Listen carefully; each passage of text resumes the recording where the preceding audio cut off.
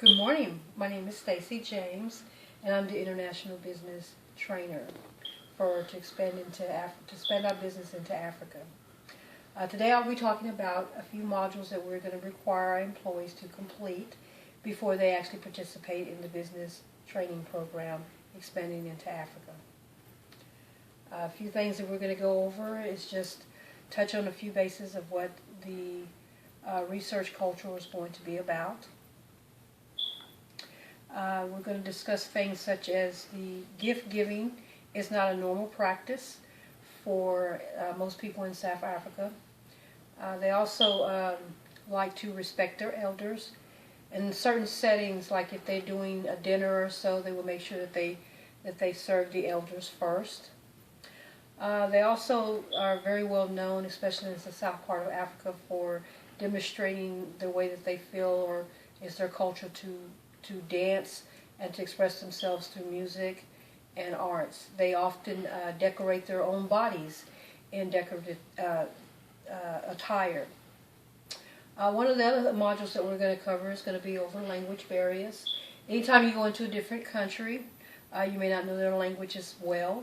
So there's a few things that's going to help the employees to grasp the language a little bit better. A lot of times we speak too fast, and so we need to slow it down a little bit.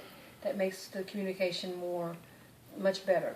Also, sometimes you have to repeat your words.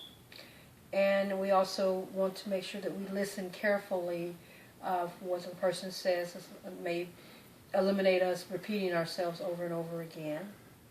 Anytime, you always want to be polite about it. And it'd be good if you learn some language about the culture as well. The next topic that we'll be going over is business meeting conduct. How does South Africa or those in Africa in business actually conduct themselves in business? Most of their communication is much the same as ours is. They do have access to email. They do have access to phone and messaging, the internet. So they handle their businesses in the same practices we do. Most Americans think that when they think of Africa, they think of the wilderness or the intense and so, but a lot of parts of Africa is very much civilized, as just as we are as well. And we also want to try to adapt to their environment. One of the modules that we'll go over is going to be teaching us what things that we can do to adapt to their environment.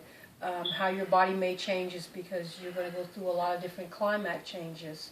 In some parts of the Africa, it's very intense. The heat's intense. The humidity is different than what you're probably used to here as well.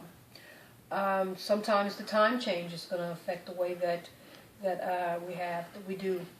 Sometimes we may not get enough sleep, so we're going to concentrate on things that we can do to get enough sleep when the time changes. Maybe we have to get up a little bit earlier or so. And then there's also going to be the fact that we have to be aware of danger. In some parts of Africa, some animals are allowed to run free. Setting expectations. We want to make sure that one of their values is relationship marketing as the core for their success. They build relationships. They're a very close-knit culture, and all their members are very close-knit. They live in close quarters. And so they obtain that value as something that they also demonstrate in their businesses as well. It's very important to them to do so. So we're going to share their values as well. And in conclusions, we want to make sure that all our employees are fully equipped with the knowledge about the culture of Africa, obtain awareness and effective across the communication skills. So we want to make sure that we're equipped with what we can do on our side as far as communicating better. And then, then from that part, we're going to go ahead and expand our business into Africa. And this way, creating this with Africa, it also opens up doors for better avenues for us to also go into other foreign markets as well.